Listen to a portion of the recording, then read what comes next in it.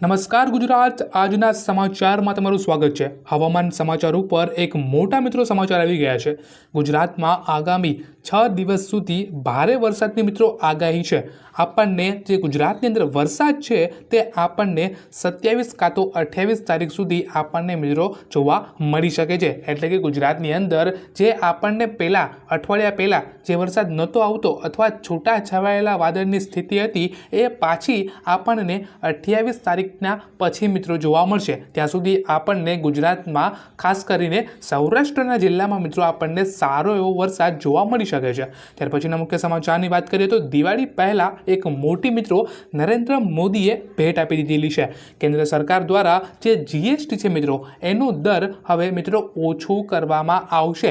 એટલે કે જે પણ વસ્તુઓ છે એ હવે મિત્રો આપણને ઓછા ભાવમાં મળશે। જેમ કે ટીવી છે, ફ્રીજ છે, તેવી કેટલીક વસ્તુઓ આપણને ઓછા ભાવની અંદર મળશે। અને આનું એલાન જે છે મિત્રો એ ખાસ નરેન્દ્ર મોદી દિવાળી પહેલાં કરવાના છે। તો જીએસટી ઉપર એક મોટી મિત્રો આપણને સારી એવી ખબર મળશે। ત્યાર પછીના મુખ્ય સમાચારની વાત કરીએ તો રાશન કાર્ડ ધારકો માટે એક મોટો ઝટકો છે।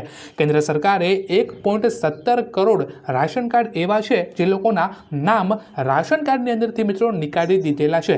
એટલે કે જો તમારી આવક 2 લાખથી વધુ હોય અથવા શહેરી વિસ્તારમાં તમારી આવક 3 લાખથી વધુ હોય તો તમે રાશન કાર્ડની મિત્રો કેટેગરીમાં નથી આવતા। એટલે કે તમારી રાશન કાર્ડમાંથી નામ નીકાળી દેવામાં આવશે।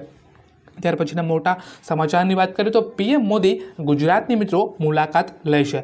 25 અને 26 ઓગસ્ટના રોજ પીએમ નરેન્દ્ર મોદી અમદાવાદ, ગાંધીનગર અને મહેસાણાની મિત્રો મુલાકાત લેશે।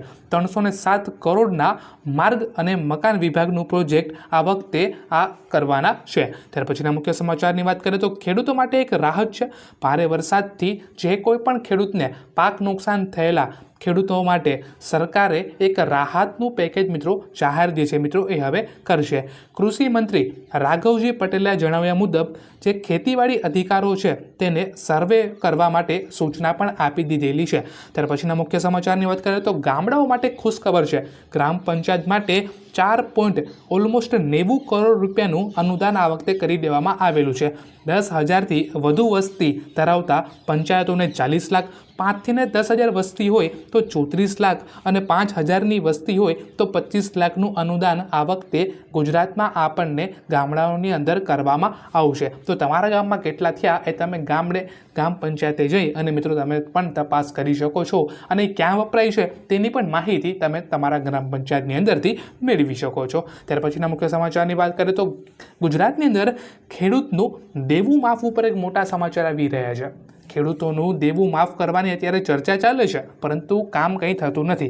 હવે આપણે બીજા સ્ટેટની વાત કરીએ જેમ કે દિલ્હી, રાજસ્થાન, કર્ણાટકા, તમિલનાડુ, રાજસ્થાન આ બધા મિત્રો એવા સ્ટેટ છે કે જ્યાં 1 થી 2 લાખ રૂપિયાની લોન માફી થઈ ગઈ છે પરંતુ ગુજરાતની અંદર આ માફી થતી નથી। એનું કારણ શું છે? કેમ કે એક વસ્તુ મેં નોટિસ કરી કે જે પણ સ્ટેટની અંદર આ બધું થયું છે ને ત્યારે ચુનાવી માહોલ આવેલો છે। ફોર એક્ઝામ્પલ ગુજરાતની અંદર અગર આવતા મહિને જો ચુનાવી કાંક માહોલ થઈ જાય તો ખેડૂત ઉપર મિત્રો ધ્યાન દેવામાં આવે જ। કેમ કે ગુજરાતની અંદર મિત્રો 80%થી પણ વધારે ભાગ એવો છે જ્યાં ખેડૂત ખેતી કરે છે। એટલે કે ખાસ કરીને જો તે લોકોને વોટ જીતવા હોય તો તે ખેડૂત ઉપર જ ધ્યાન આપે। તો શું આપણને એવું લાગે કે આ જ્યારે ચુનાવ આવશે ત્યારે જ લોન માફી થશે કે તે પહેલાં પણ મિત્રો થઈ શકે? તમારું શું કહેવું છે મને કમેન્ટ કરી અથવા વિડીયોને લાઇક કરીને જરૂરથી જણાવજો। વિડીયો ગમે તો લાઇક કરજો અને તમે નવા હોય તો આ ચેનલને સબસ્ક્રાઈબ કરી દેજો।